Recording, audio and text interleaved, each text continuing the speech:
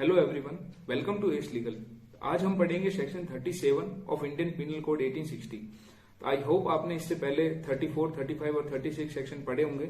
अगर आपने नहीं देखे हैं तो आप डिस्क्रिप्शन में देख सकते हैं, उसमें प्लेलिस्ट है आईपीसी की, उसमें जाके आपको वो वीडियो मिल जाएंगे।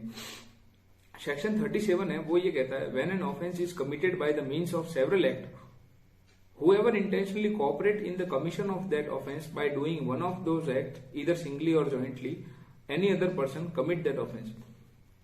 ये कहता है कि एक ऑफेंस किया गया है बहुत सारे एक्ट के द्वारा, ठीक है। अब इसमें जो भी इंटेंशनली कॉपरेट करता है, उसमें से कोई एक्ट करके, बहुत सारे एक्ट में से कोई एक्ट करके, उसमें जो भी इंटेंशनली कॉपरेट करता है, ठीक है। अब चाहे वो सिंगली करे और उसके साथ में ज्वाइंटली मिलके करे, तो माना जाएगा कि वो ऑफेंस हुआ है।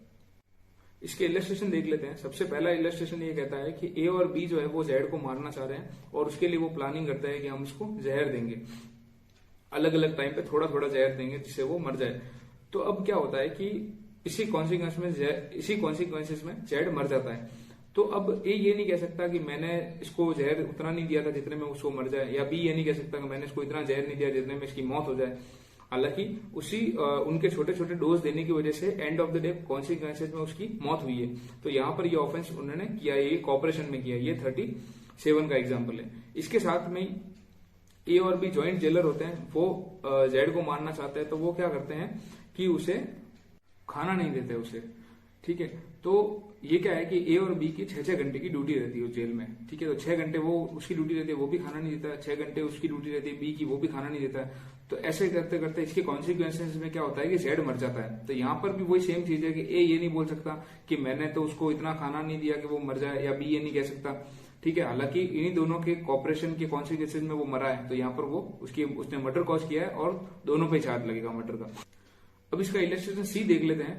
तो ए है वो जेलर है, उसका जो जेड है वो प्रिजनर है। तो अब ए जो है वो जेड को मारना चाहता है, तो इसके लिए वो क्या करता है कि उसको खाना नहीं देता है, ठीक है। तो यहाँ पर वो क्या करता है कि उसको 2 से 3 दिन तक खाना नहीं देता है, जिसकी वजह से क्या होता है कि जेड कमजोर हो जाता है। लेकिन वो इतना भी कमजोर नहीं होता है कि उसकी डेथ कॉज हो जाए। तो यहाँ पर क्या होता है, अब ए को डिसमिस कर दिया जाता है यहाँ से, उसकी जगह पे बी आ जाता है।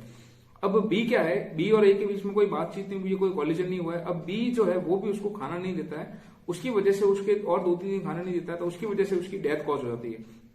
लेकिन यहां पर डिफरेंस ये है इलस्ट्रेशन बी और सी में कि इस इलस्ट्रेशन में ए और बी के बीच में कोई कॉपरेशन नहीं है, जबकि उस ऊपर वाले इलस्ट्रेशन में कॉपरेशन था। तो यहां पर जो ए और बी के बीच में कोई कॉपरेशन नहीं था और यहां पर बी के खाना नहीं देने की वजह से उसकी डेथ कॉज हुई है, तो बी के ऊपर चार्ज लगेगा मर्डर का। लेकिन ए के ऊपर, जिसने उसको खाना नहीं दिया था और उसकी वजह से उसकी स्ट्रेंथ कम हो गई थी, वो कमजोर हो गया था, तो यहाँ पर ए पे लगेगा अटेम्प्ट टू मर्डर का चार्ज और बी के ऊपर लगेगा मर्डर का चार्ज। तो इस सेक्शन में बस इतना ही है। मिलते हैं हम नेक्स्ट वीडियो में।